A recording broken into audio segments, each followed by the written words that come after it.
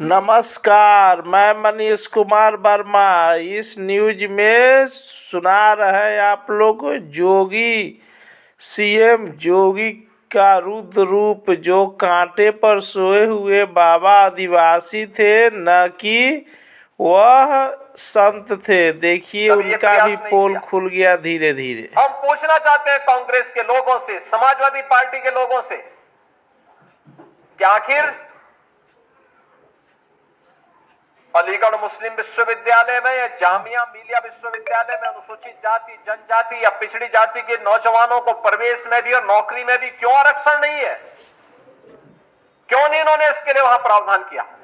जो भारत के पैसे से चलने वाला हो, और उस संस्थान में अनुसूचित जाति, जनजाति और पिछड़ी जाति के नौजवानों के लिए भी प्रवेश में भी और नौकरी में भी आरक्षण की व्यवस्था होनी चाहिए। लेकिन वहां पर नहीं बोलते ये लोग, मौन हो जाते हैं।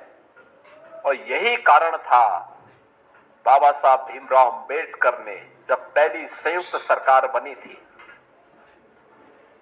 और संयुक्त सरकार बनने के बाद जब उसके उपरांत पंडित नेहरू की द्वारा बनाई गई उस नेतृत्व में चल रही सरकार के कृत्यों को देख करके बाबा साहब भीमराव अंबेडकर ने उस समय इस्तीफा दिया था और कहा था, ये सरकार मेरी योग्यता के अनुसार कार्य नहीं ले रही है। मैं पहला भारतीय हूं जिसने अर्थशास्त्र में पीएचडी किए, शोध किया है, भारत के निर्माण में योगदान देना चाहता हूं, लेकिन मेरी कोई उपयोगिता नहीं करते। हम छोड़ देंगे। देश की महत्वपूर्ण उन समितियों में जो देश के विकास के लिए सहायक हो सकती है, उसमें मुझे कोई सम्मान नहीं दिया गया। मेरे अनुसूचित जाति, जनजाति के लोगों के हितों के लिए, वंचितों के हितों के लिए इस सरकार के एजेंडे में कुछ भी नहीं है। यह तो केवल और केवल इस सरकार को विभाजन के बाद भी केवल मुस्लिम तुष्टीकरण की चिंता है। इसलिए मैं अपने पद से इस्तीफा दे रहा हूं, ये कहते हुए इन्होंने इस्तीफा दे दिया था। और कांग्रेस के हर कृत्य वही है आज भी। तनिक भी उसमें कुछ बदला नहीं है। जो कांग्रेस है वही समाजवादी पार्टी। दिमाग से उड़ गया। याद करिए, कन्नौज के मेडिकल कॉलेज का नामकरण बाबा साहब डॉक्टर भीमराव अंबेडकर के नाम पे था।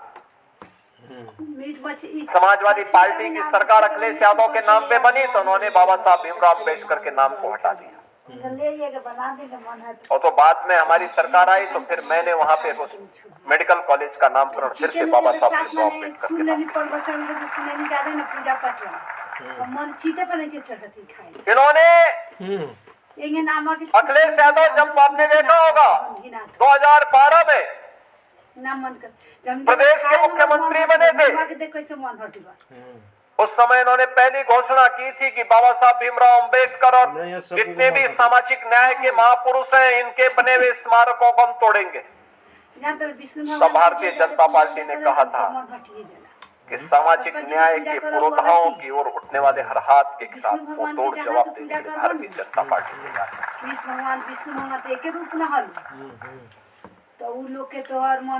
और आज मुझे प्रसन्नता है कि आदरणीय प्रधानमंत्री जी की प्रेरणा से लखनऊ में हम बाबा साहब भीमराव अम्बेडकर का भी एक भव्य स्मारक और एक अच्छा सांस्कृतिक केंद्र का निर्माण कर रहे हैं। बहुत शीघ्र इसको हम लोग वहाँ बनाने जा रहे हैं। बहनों और भाइयों, तो अपने छुट्टी तो ठीक है ना, जिनका पूरा जीवन देश के लिए बना दिए तो खा तो कोनो रोक बा, जिन्होंने एक एक श्वास देश के लिए जिया, जिन्होंने देश के लिए अपना एक एक पल जिया हो,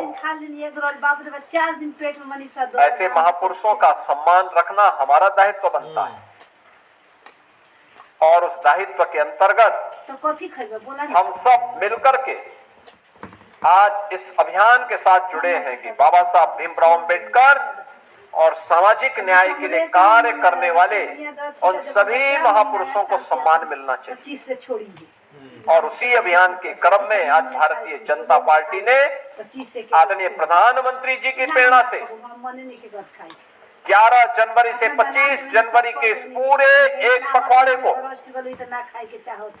मेरा संविधान मेरा स्वाभिमान के नाम पर चलाने का काम किया है। याद करना, जब प्रधानमंत्री जी मुंबई के चैत्य भूमि में बाबा साहब भीमराव अंबेडकर के स्मारक के निर्माण के कार्यक्रम का शुभारंभ करने के लिए गए थे 2015 में, अक्टूबर 2015 में, तब उन्होंने वहां घोषणा की थी कि 26 नवंबर की तिथि भारत में संविधान दिवस के रूप में मनाई जाएगी।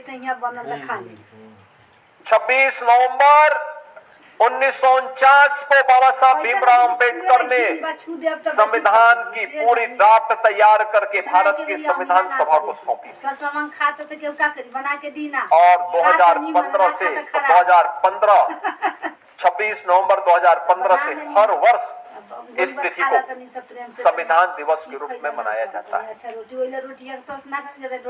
एक तरफ भारतीय जनता पार्टी जो बाबा साहब भीमराव अंबेडकर के मूल्यों आदर्शों से प्रेरित होकर के बिना भेदभाव के हर गरीब, हर वंचित, हर अनुसूचित जाति, जनजाति और पिछड़ी जाति महिलाओं के हितों के लिए, उनके हक के लिए कार्य कर रही है। एक तरफ भारतीय जनता पार्टी है और दूसरी तरफ वे कांग्रेस और समाजवादी पार्टी के लोग जिन्होंने अनुसूचित जाति, जनजाति के लोगों के हकों पर हमेशा कुठाराघात डाला, हमला किया, उनका शोषण किया, उनको प्रताड़ित किया।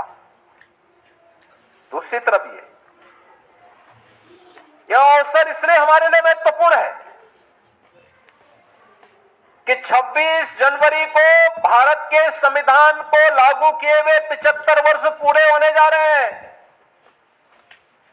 इन 75 वर्षों की इस यात्रा का आत्ममंथन हम सबको करना होगा और इसके लिए बाबा साहब भीमराव अंबेडकर के प्रति कृतज्ञता ज्ञापित करना होगा। आज जो अधिकार आप सबको प्राप्त है, आज जो बिना भेदभाव के शासन की योजना केवल वोटिंग राइट नहीं,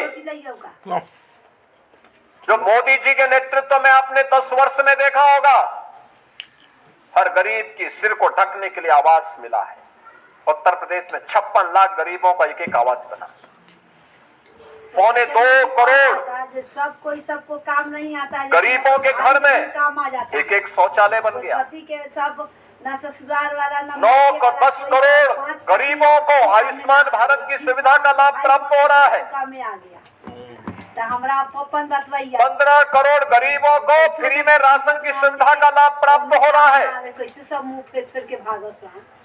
लगभग 2 करोड़ गरीबों के घर में रसोई गैस का निःशुल्क चूल्हा जल रहा है। नौकरी का हमेशा आ जाए मनीषवा हिम्मती था दे बहन और भाइयों, हिम्मत देवे बा शासन की हर सुविधा का लाभ जो आज प्राप्त हो रहा है, बतवा सही कहेला, ये लाभ वही है कोई ना काम आएगा तो अपना भाई जिसकी जरूर न्यू खड़ा रहता।